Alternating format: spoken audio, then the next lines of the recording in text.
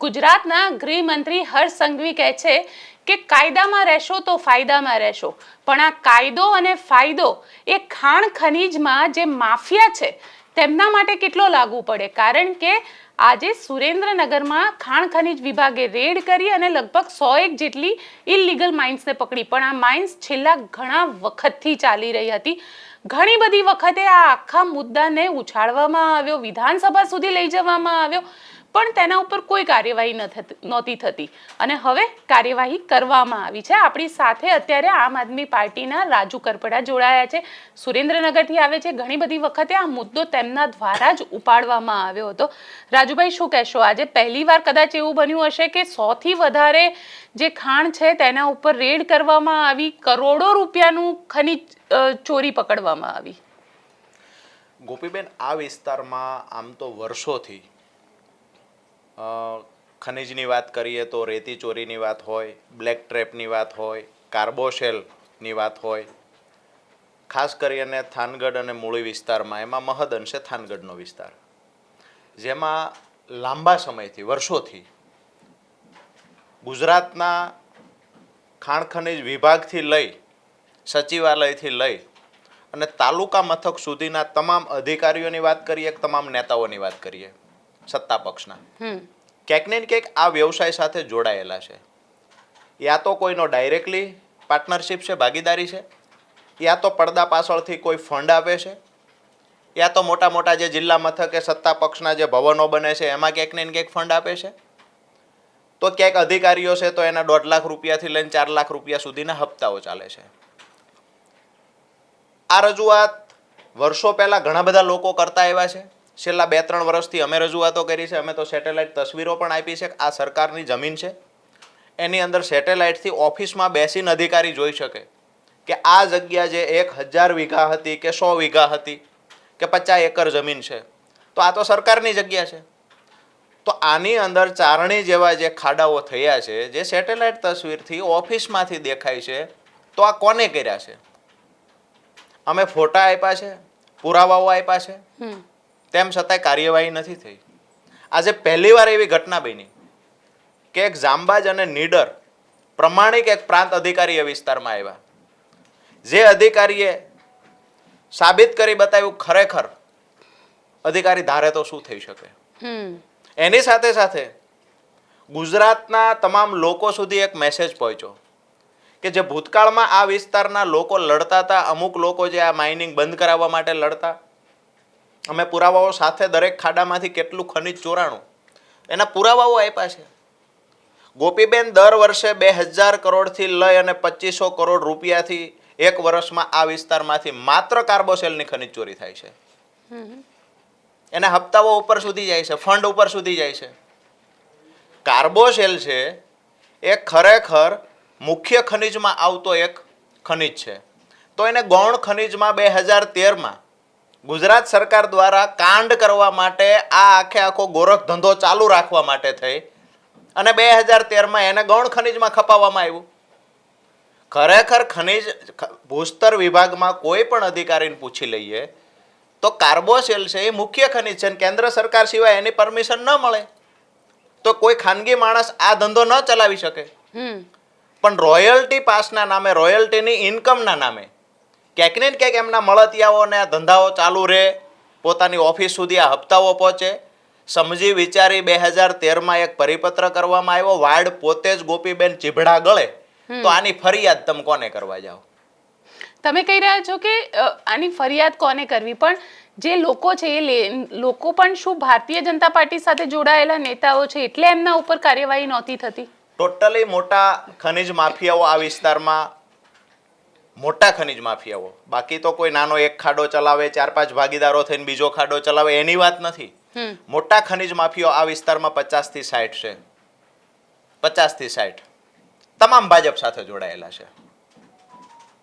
ભાજપના તાલુકા પ્રમુખથી લઈ એમના ભાજપના તાલુકાના સભ્યો, આજથી 6 મહિના પહેલા 3 મજદૂરના મોત થયા ખાંડની અંદર. બિલકુલ બરાબર છે, સુરંગમાં દટાઈ જવાથી. તો એક જિલ્લા પંચાયતના સભ્યના પતિનું નામ હતું, એક કારોબારી ચેરમેન છે મૂળી તાલુકાના. થાનગઢની અંદર જાઓ તો લીઝો કોની પાસે છે? અનલીગલી રોયલ્ટી પાસ લીઝ આપવામાં આવી. એમાં પણ ગોપીબેન ખૂબ મોટો એક કૌભાંડ પણ છે અને ખૂબ મોટી ચોરી થાય છે. આ જે લીઝ આપવામાં આવી છે કે લીઝનું ક્ષેત્રફળ 2 એકર છે, એમાં અંદાજિત 1000 ટન જેટલો 1000 મેટ્રિક ટન અંદર કાર્બોસેલ છે. હવે એના રોયલ્ટી પાસ વેચાણા એ અંદાજિત જથ્થો અને વેચાયેલા રોયલ્ટી પાસનું ક્રોસ વેરિફિકેશન થાય. રોયલ્ટી પાસ એમાંથી 10 લાખ મેટ્રિક ટનના વેચાણા, જ્યાં 1000 મેટ્રિક ટન જ કાર્બોસેલ હતો. એટલે કે રોયલ્ટી પાસ વેચવો એટલે રાજદ્રોહનો ગુનો છે. નકલી ચલણી નોટો વેચવી અને રોયલ્ટી પાસનો દુરુપયોગ કરવો બંને સરખી વાત છે, બંને ગુના સેમ છે. ભાજપના નેતાઓ વેચે છે, બરાબર છે. અને આ વિભાગ પણ મુખ્યમંત્રી શ્રી પાસે છે. 2 જાંબાજ નીડર અધિકારીઓ મને આપે, હું તમામ લીઝો પર તપાસ કરી દઉં અને એક લીઝ ધારકનું એવું નામ આપે કે જેને બોગસ રોયલ્ટી પાસ વેચ્યા નથી, હું પુરાવા આપવા તૈયાર છું. ને પણ સરકાર કહે છે ને કે અમે બુલડોઝર કાર્યવાહી કરીશું. કોને ત્યાં થાય છે? 2 બાટલી દારૂમાં પકડાણો છે એ વ્યક્તિને ત્યાં બુલડોઝર કાર્યવાહી થાય છે. 500 કરોડ રૂપિયાની ખનીજ ચોરી કરી ગયો છે એને ત્યાં નથી થતી. અહીંયા 100 કલાકમાં લિસ્ટ બનાવવાની વાત હતી, જેની ખાણોમાં અસંખ્ય મજૂરો મર્યા છે. થાનગઢના પાતાળમાં આજે હજારો મજૂરોની ડેડ બોડીઓ દટાયેલી છે. કયા વ્યક્તિનું એ લિસ્ટમાં નામ આવ્યું છે? જે મોટા મોટા માફિયાઓની વાત હતી, તો 2 બોટલ દારૂ વેચે છે એના કરતાં તો મોટો માફિયો છે જે 500 કરોડ રૂપિયાના બોગસ રોયલ્ટી પાસ વેચી દીધા છે, જેને ખનીજ ચોરી કરી છે, આ રાષ્ટ્રની સંપત્તિને લૂંટવાના પ્રયત્ન કર્યા છે. તો એના પર ખરેખર બુલડોઝર ફરવું જોઈએ. ગૃહમંત્રી કહે છે કે અમે એના વરઘોડા કાઢીએ, ફુલેકાઓ કાઢીએ, આ બધું કરે છે નિર્દોષ લોકો પર. ક્યાંક ને ક્યાંક 2 બોટલો 5 બોટલોમાં પકડાય. કોઈ બાઇક ઉપર સ્ટન્ટ કરે તેના પર કાર્યવાહી થાય છે. કરોડો રૂપિયાની ખનીજ ચોરી કરનાર એક વ્યક્તિને સુરેન્દ્રનગરની બજારમાં ઉઠબેઠ કરાવે ને તો ગૃહમંત્રીને જાહેરમાં અભિનંદન પાઠવીએ. આ કામગીરી નહીં થાય, કારણ કે એમાંના 90% ભાજપ સાથે જોડાયેલા છે. માફિયાઓનું લિસ્ટ બનાવો, બધા ભાજપના હોદ્દેદારો છે. તમે કહી રહ્યા છો કે બધા ભાજપના હોદ્દેદારો છે, તો આજે કાર્યવાહી તો કરવામાં આવી ને, કમસે કમ ક્યાંક શરૂઆત તો થઈ ને. પ્રાંત અધિકારી શ્રી દ્વારા કાર્યવાહી કરવામાં આવી. કેટલો સમય પ્રાંત અધિકારી સાહેબ આ વિસ્તારમાં ટકી રહેશે, આ બહુ જોવાની વાત છે. આની પહેલા એક નીડર અધિકારી આવ્યા, ભૂસ્તર શાસ્ત્રી નીરવ બારોટ, જેને માહિતીઓ આપતા એ મુજબ નીરવ બારોટ કાર્યવાહી કરતા, સ્થળ તપાસ કરતા, કોઈ રાજકીય ભલામણો નહોતા રાખતા. એ વ્યક્તિને કેવડું પ્રેશર આવ્યું હશે કે રિઝાઇન આપીને એ વ્યક્તિ જતો રહ્યો.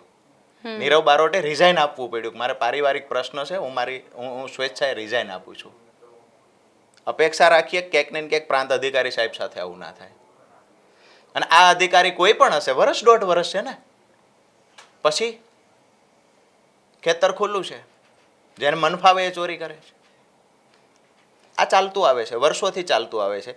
અને આના માટે ધારાસભ્યો અગાઉમાં 2022ના ઇલેક્શનમાં થાનગઢની બાજુના ચાંદરેલિયા ગામમાં માઇનિંગ વાળા જે લોકો માફિયાઓ છે એની સાથે ભાજપના ઉમેદવારે, નિર્ભયના માધ્યમથી કહું છું, ભાજપના ઉમેદવારના કહેવાથી ભાજપના નેતાઓએ ચાંદરેલિયા ગામમાં ચાંદરેલિયા દાદાના મંદિરે મિટિંગ કરી અને બધા માફિયાઓને ભેગા કર્યા હતા કે ભાજપને લીડ નહીં મળે તો અહીંયા ખાણ ખનીજનો ધંધો બંધ થઈ જશે. એના વિડીયો પણ વાયરલ થયેલા છે. તો ક્યાંક ને ક્યાંક ધારાસભ્યો પણ જોડાયેલા છે, સંકળાયેલા છે. પોલીસ પ્રશાસન સંકળાયેલું છે. આવા તો ભૂતકાળમાં આરોપ લાગ્યા છે. પ્રાંત સાહેબે તો ઓડિયો વાયરલ કર્યા. એક અધિકારી જો એક દિવસમાં 100 ખાડા પકડી શકતો હોય તો ગયા વર્ષે નીરવ બારોટ સાહેબ એવું કહેતા હતા કે અમે 2200 ખાડા પૂર્યા છે. ગોપીબેન, એક ખાડામાંથી 1 કરોડ કરતા વધારે રકમની ખનીજ ચોરી થાય. એક વર્ષના 2200 ખાડા પૂર્યા હતા, મતલબ 2200 કરોડ કરતા વધારેની ખનીજ ચોરી થઈ ગઈ. એક પણ આરોપીને હજુ સુધી પકડવામાં આવ્યો નથી. એટલે શું સરકાર કંઈ કરવા નથી માંગતી કે પછી સરકારને ખબર છે પણ કરવું નથી કે જેમ ચાલે છે એમ ચાલવા દો? કાર્યવાહી કરવા જાય છે તો ભલામણો લઈને ધારાસભ્યો આવે છે, ભલામણો લઈને મંત્રીઓ આવે છે. ભૂતકાળમાં કેસ થયેલા છે. કેન્દ્રના મંત્રીઓએ ફોન કર્યા છે અધિકારીઓને, કેન્દ્રના મંત્રીઓએ ફોન કરેલા છે. આ અમારો કાર્યકર્તા છે, એ નિર્દોષ છે, જોઈ લેજો. વાત સીધી એ છે કે ક્યાંક ને ક્યાંક કોઈએ પૈસા ખાવું, આપણી ગામડાની કહેવત છે, ખાવું ને ભસવું બંને ન થાય. બરાબર છે? બરાબર છે. જ્યારે કમલમ બનતું હતું સુરેન્દ્રનગરમાં ત્યારે માફિયાઓએ પૈસા કોને કોને આપ્યા છે એનું લિસ્ટ બહાર પાડે. થાનગઢમાંથી જે પૈસા આપવામાં આવ્યા હતા બધા માફિયાઓ હતા. એને કઈને એની પાસેથી પૈસા લેવામાં આવ્યા છે. ચૂંટણી સમયે એમની પાસેથી એક્સ્ટ્રા ફંડ લેવામાં આવે છે. અને ઓલા લોકો તો પગ પછાડીને કહે છે જ્યારે હું માઇનિંગની વિરુદ્ધમાં લડતો હતો ત્યારે અહીંયા ગાંધીનગર આવીને એ લોકો પગ પછાડતા હતા. અમે તો ફંડ આપ્યું છે, અમે તો આમ કર્યું છે, તેમ કર્યું, અમે કમિટમેન્ટ આપ્યું હતું કે માઇનિંગ ચાલુ રહેવા દેશું, અનલીગલી ધંધા ચાલુ રહેવા દેશું. આ તો વળી અમુક જાંબાજ અધિકારીઓ નસીબ જોગ આવ્યા. એ વિસ્તારની કરોડો રૂપિયાની સંપત્તિ ત્યાં પાતાળમાં છે. લૂંટવાવાળા લૂંટી રહ્યા છે, પણ જાંબાજ નીડર કોઈ અધિકારી આવે છે જેના કારણે અમુક સમય માટે થઈ અને આ લૂંટ આ ચોરી અટકી શકે. બાકી તો આ લૂંટ અને ચોરી વર્ષોથી ચાલે છે. નેતાઓની સહભાગીથી ચાલે છે, મિલીભગતથી ચાલે છે. અને એ ચલાવવા માટે થઈ પરવાનો 2013માં જે ગૌણ ખનીજ આમાં હતું, સરકાર પણ સરકારના મંત્રીઓ પણ એટલા જ ઇન્વોલ્વ હોય છે. જો ઇન્વોલ્વ ના હોત તો 2013માં મુખ્ય ખનીજ હોવા છતાં કાર્બોસેલ માટે એક અલગથી પરિપત્ર કરવામાં આવ્યો કે જે લોકોને ત્યાં ગૌણ ખનીજ છે એની અંદર જો આ કાર્બોસેલ નીકળે તો એનો પણ ગૌણ ખનીજમાં સમાવેશ કરી અને એનો રોયલ્ટી પાસ વેચવો અને એની લીઝ આપવી. આ સીધી વાત છે કે ગુજરાત સરકાર ચાલે છે. કેટલા વખતથી? વર્ષોથી જ્યારે આ ચાલે છે. અમુક અધિકારીઓ આવીને કહ્યું કે ભાઈ આ તો મુખ્ય ખનીજ છે, આ લીઝ ન હોવી જોઈએ, આ લીઝ અનલીગલી છે. વિધાનસભામાં પણ અવાજ આ દેકારો 2004માં પણ થયેલો, લોકસભામાં પણ આ મુદ્દો બિલકુલ થયેલો છે. તો એ વખતે કહેવામાં આવ્યું કે આ ખરેખર મુખ્ય ખનીજ છે, આનો રોયલ્ટી પાસ ન વેચી શકાય, એની રાજ્ય સરકાર મંજૂરી ન આપી શકે, આ ગોરખ ધંધા બંધ થવા જોઈએ.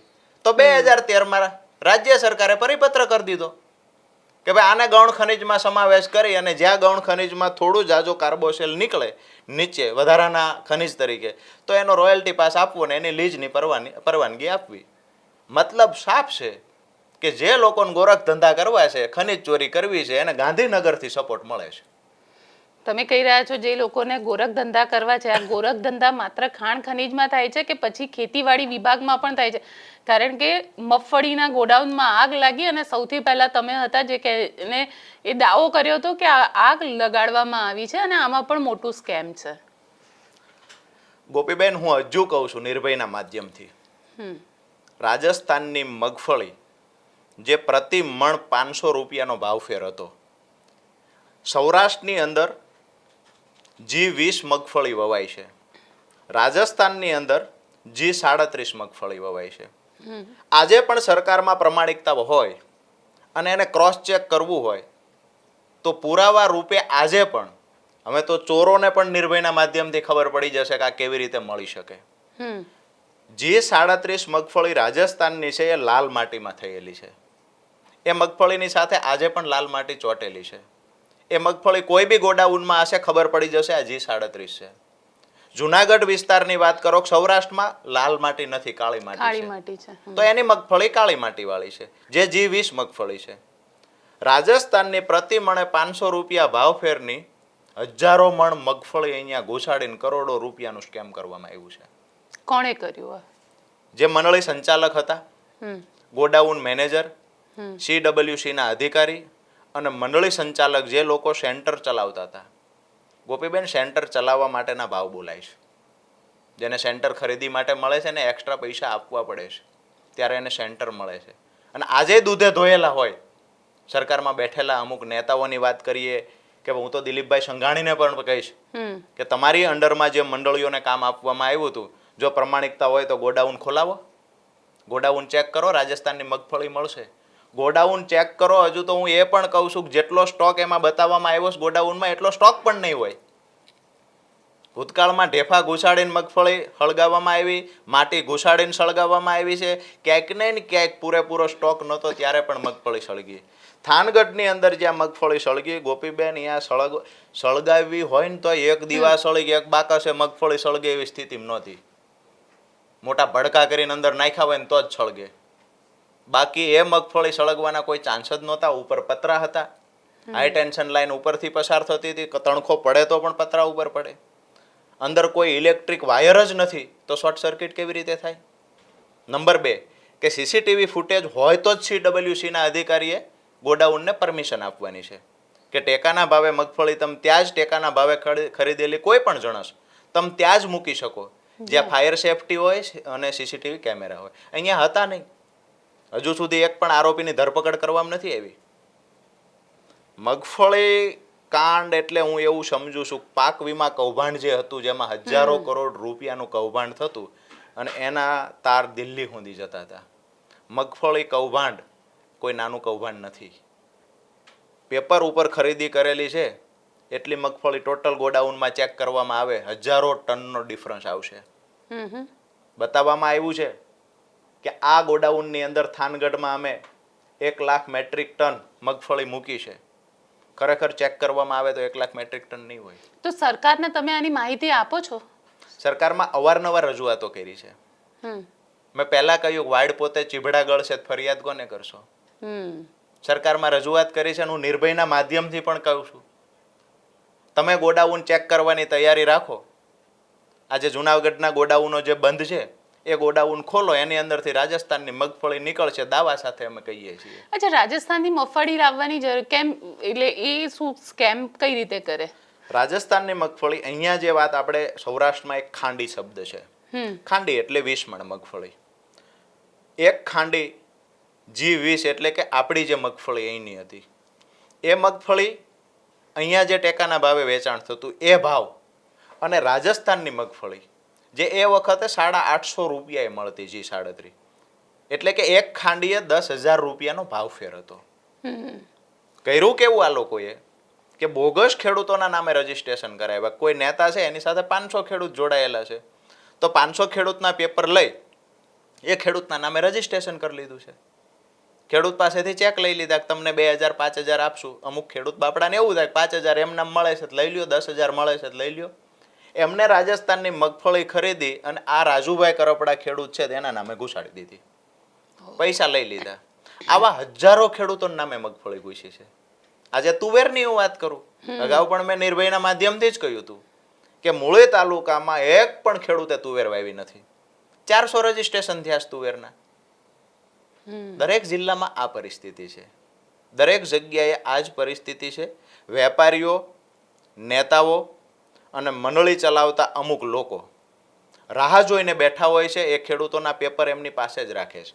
ઘણા બધા ખેડૂતો એવા છે કે કાયમી એના પેપર રાખવાના સાથે તમને વર્ષે 25,000 આપશું, અને એ ખેડૂતના નામે એકવાર મગફળી નાખે, એકવાર ચણા નાખે, એકવાર તુવેર નાખે. આખા વર્ષમાં 3-3 4-4 વખત એ ખેડૂતના પેપરનો ઉપયોગ થાય છે. નથી દેખાતું કોઈને?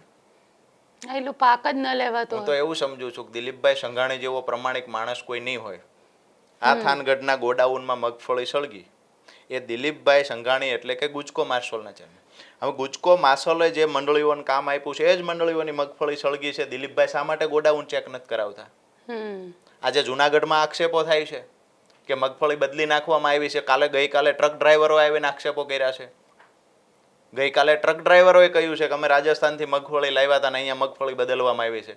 એ પણ દિલીપભાઈ સંઘાણીની આમ તો સહકારી ક્ષેત્રના મહાન વ્યક્તિ છે. તો એમને જે મંડળીઓને કામ આપ્યું છે એ મંડળીઓ જો આ કાંડ કરતી હોય તો એમને ખુલીને બહાર આવવું જોઈએ. નથી આવતા. ક્યાંક ને ક્યાંક દરેક લોકો શંકાની ભૂમિકામાં છે. દરેક લોકો શંકાની ભૂમિકામાં છે, તમે એવું કહી રહ્યા છો, કારણ કે ભારતીય જનતા પાર્ટીની સરકાર છે ને છેલ્લા 30 વર્ષથી સરકાર છે, એટલે એક હથ્થું શાસન હોવાના કારણે પણ આ પ્રકારની જે સ્કેમ થવા કે આ પ્રકારની ઘટનાઓ ઘટવી એનું પ્રમાણ પણ વધી રહ્યું છે. સત્તાનો નશો, દરેક ચીજ વસ્તુઓના નશા હોય છે. અમુક નશો એવો હોય છે કે એ નશાની અંદર પોતે ભાન ભૂલી જતા હોય છે. સત્તાનો નશો, હું એવું માનું છું કે તમામ નશાઓની કરતાં સત્તાનો નશો વધારે ભયંકર છે. અને જ્યારે કોઈને સત્તાનો નશો લાગી જાય છે ત્યારે એ વ્યક્તિ પ્રજાના પ્રશ્નો સાંભળવા, લોકોની ફરિયાદ સાંભળવી એના બદલે માંડ સમય મળ્યો છે, જેટલું થાય એટલું આપણે કરી લ્યો. મને તો એવું લાગતું હતું કે મુખ્યમંત્રી તો એક આધ્યાત્મિક વ્યક્તિ છે, તો મુખ્યમંત્રી શ્રી આવા કાંડ થતા હોય તો ક્યાંક ને ક્યાંક રોકવાના પ્રયત્ન કરશે. કાં તો એમની મજબૂરી છે, યા તો જાણી જોઈને કરાવે છે. સીધી વાત એ છે કે ગુજરાતની અંદર તમામ વર્ગ આજે પીડાય છે.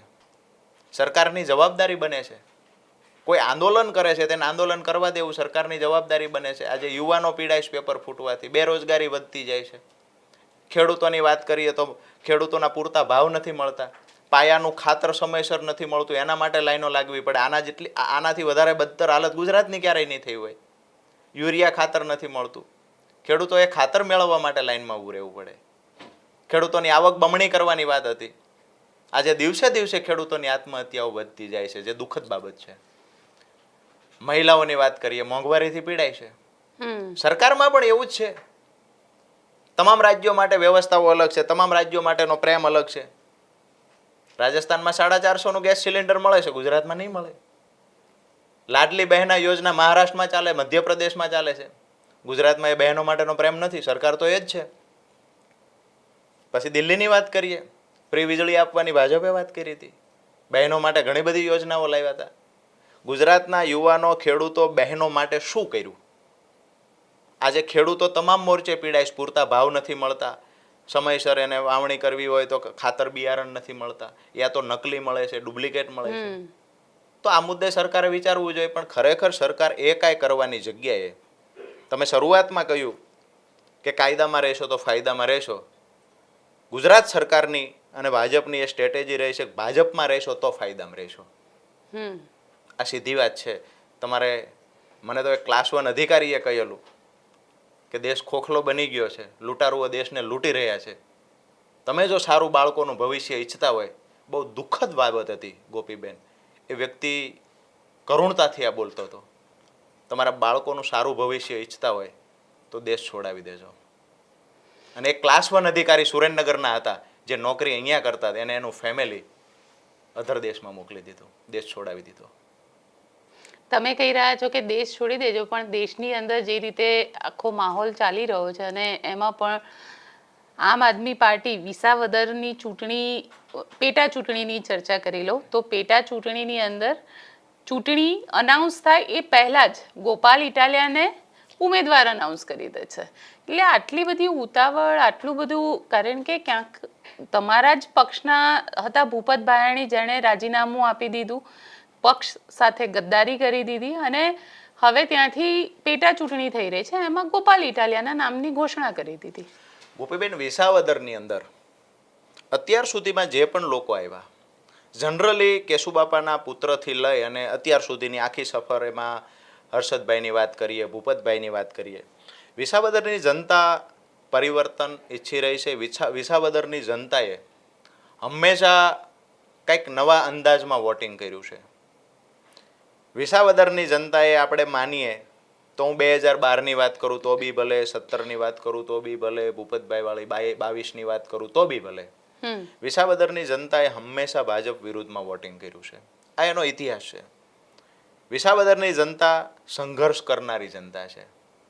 વિસાવદરની જનતા મેક્સિમમ ખેડૂતો છે, મેક્સિમમ ખેડૂત છે અને સમજદાર ખેડૂતો છે. એટલે આ ખેડૂતો બદલાવ ઈચ્છે છે. લડાયક લોકો એમને પસંદ છે. દરેક વખતે અખતરા કર્યા એમને, પણ લડાયક માણસ ના મળ્યો. આ વખતે અમે નક્કી કર્યું, વિસાવદરના ખેડૂતોને મળ્યા પછી નક્કી કર્યું, વિસાવદરની જનતાનો આજ દિવસ સુધીનો મૂળ જોયો અમે. નક્કી કર્યું કે વિસાવદરની જનતા લડાયક માણસને પસંદ કરે છે, જે ખરેખર એમનો અવાજ બનીને બોલી શકે, જે ત્યાંના પ્રશ્નો છે એ પ્રશ્નોને વાચા આપી શકે. ખાસ કરીને ક્યારેય ઝૂકે નહીં અને ક્યારેય વેચાય નહીં, એવા માણસને પસંદ કરે છે. તો અમારી પાર્ટીએ નક્કી કર્યું, વિસાવદરમાં નાનો મોટો સર્વે કરાવીએ, દરેક વ્યક્તિએ પોતપોતાની રીતે જાણ્યું. તો જ્યારે આવી જ પસંદગી છે તો અમને તો દેખાયું ગોપાલ ઇટાલિયા જેવો લડાયક અને ક્યારેય ઝૂકે નહીં એવો માણસ બીજો કોઈ નથી. પણ સ્થાનિક પણ નથી ને. ગોપાલ ઇટાલિયા સ્થાનિક નથી એ માનીએ છીએ, પણ વિસાવદરની જનતા ઈચ્છે છે કે ગોપાલ ઇટાલિયા જેવો લીડર અમારે જોઈએ છે. સ્થાનિક ના હોય તો મુદ્દા કઈ રીતે જાણશે? ત્યાંના લોકોની સમસ્યા શું છે, ત્યાંના લોકોની પાસે એ લોકોની શું ઈચ્છા છે? કારણ કે ત્યાંના સ્થાનિક નથી તો ચૂંટણી જીત્યા પછી સુરત ભેગા થઈ જશે. આવું હું તમે કહીએ છીએ કે સુરત ભેગા થશે. સ્થાનિક નથી, તેમ છતાં એ વિસ્તારમાં જ્યારે જંગલ વિભાગના કોઈ પણ પ્રશ્નો આવ્યા છે તો ગોપાલભાઈ લડ્યા છે. એ વિસ્તારમાં ઓઝતને લઈને જે પ્રશ્ન હતો એ મુદ્દે ગોપાલભાઈ અહીંયા બેઠા રજૂઆતો કરી છે. ત્યાંના ખેડૂતોને જ્યારે જ્યારે નાની મોટી મુશ્કેલીઓ આવી છે તો એ મુદ્દે પછી ખાસ કરીને ઇકોઝોન, 10 ગામ ઇકોઝોનના પણ છે. તો ઇકોઝોનના મુદ્દે પણ હવે સમજો સ્થાનિક વ્યક્તિ છે, હવે સ્થાનિક વ્યક્તિ લોકો એને મત આપે છે પણ એ અવાજ જ નથી ઉઠાવતો, તો એવા નમાલા વ્યક્તિને પસંદ કરીને શું કરવું છે? ગોપાલભાઈ ઇટાલિયાનું રેસિડન્ટ ત્યાં સુરત છે, એટલે આપણે એવું બિલકુલ ના. આજે ગુજરાતમાં ઘણા એવા ધારાસભ્યો છે કે જે એના વિસ્તારમાં જતાય નથી અને જે વિસ્તારમાં જાય છે તે પ્રશ્ન ઉઠાવતા નથી. વિસાવદરની જનતાને માત્ર ભરોસો છે એટલું નહીં, સૌરાષ્ટ્રના મોટા ભાગના ખેડૂતોમાં આજે ખુશીનો માહોલ છે કે એક વખત ગોપાલ ઇટાલિયા વિધાનસભા સુધી પહોંચી જાય 160 ઉપર ભારે પડશે. આ ખેડૂતોના શબ્દો છે. એટલે સ્થાનિક પ્રશ્નો છે એ તો સીધી વાત છે. જે વિસ્તારમાં જઈએ છીએ એ વિસ્તારના પ્રશ્નો છે તો ત્યાં પૂછીએ. લોકો કે આ પ્રશ્ન છે ને ગોપાલભાઈ માટે આ પહેલી વાર નથી કે વિસાવદરમાં પહેલો પ્રવાસ કર્યો છે. ગોપાલભાઈ અગાઉની મિટિંગો સભાઓ વિસાવદરમાં જઈ આવેલા છે. વિસાવદરના 25% એવા ગામડાઓ છે જ્યાં વ્યક્તિગત એના સંપર્કો છે, વ્યક્તિગત સંપર્કો છે. એટલે આ વિસ્તારમાં પ્રશ્નો જે વાત કરીએ તો હું એવું કહું, ભાજપના જે નેતા આવશે કે ભાજપના જે નેતાઓ છે એને ખ્યાલ છે એના કરતાં વધારે પ્રશ્નોની ખબર ગોપાલ ઇટાલિયન છે કે વિસાવદર અને જુનાગઢમાં શું સ્થાનિક પ્રશ્નો છે. એટલે તમને શું લાગે છે કે ભૂપત ભાયાણી, હર્ષદ રીબડિયા કે કિરીટ પટેલ કોણ હશે ગોપાલભાઈની સામે? ભાજપ નક્કી કરશે, પણ મને તો એવું દેખાય છે ક્યાંક ને ક્યાંક ગોપાલભાઈનું નામ જાહેર થયું ત્યારથી ભાજપ એટલું તો ચોક્કસથી કામે લાગી ગયું છે. એનું આઈટી સેલની વાત કરીએ, ભાજપના નેતાઓની વાત કરીએ, ગોપાલભાઈને ખરાબ ચિતરવાના પ્રયત્ન કરે છે, એના પરથી અમને સ્પષ્ટ દેખાય છે કે ભાજપમાં ક્યાંક ને ક્યાંક ડર તો દેખાય છે. પેટા ચૂંટણી છે તેમ છતાં ડર દેખાય છે. એટલે ભાજપ એવી તો ચૂક નહીં જ કરે, ભૂલ એવી તો નહીં જ કરે કે ગમે તે ઉમેદવારને ઊભા રાખી દે. જે ઉમેદવારને પણ રાખશે બધી રીતે મજબૂત હશે. લોકપ્રેમ તો મળવાનો નથી. લોકપ્રેમ તો ન્યા લોકોનો પ્રેમ મળતો હોય એવો મજબૂત ઉમેદવાર નથી. મસલ પાવરથી મજબૂત હશે, ફાઇનાન્શિયલ મજબૂત હશે, બરાબર છે, જે નાના મોટા ગોરખ ધંધાઓ કરાવવામાં મજબૂત હશે. આવા માણસને ચોક્કસથી ત્યાં ટિકિટ મળશે. જે બી આવશે તે. પણ વિસાવદરની જનતા એનો જે અગાઉ જે મૂડ રહ્યો છે કે ખરેખર ભાજપની વિરુદ્ધમાં એને મતદાન કર્યું છે, આક્રમક વ્યક્તિઓને પસંદ કર્યા, લડાયક વ્યક્તિને પસંદ કર્યા, તો એ ગોપાલ ઇટાલિયન પસંદ કરશે. ચલો રાજુભાઈ, જોઈએ શું થાય છે, વિસાવદરની જનતા કોને પસંદ કરે છે. પરંતુ આજે આપ અમારી સાથે સ્ટુડિયોમાં જોડાયા તેના માટે આપનો ખૂબ ખૂબ આભાર. Thank you. તો આપ શું વિચારો છો મને કોમેન્ટ બોક્સમાં ચોક્કસથી લખીને જણાવજો અને અમારી ચેનલ નિર્ભય ન્યૂઝને લાઇક, શેર અને સબસ્ક્રાઇબ કરવાનું ભૂલશો નહીં. આભાર.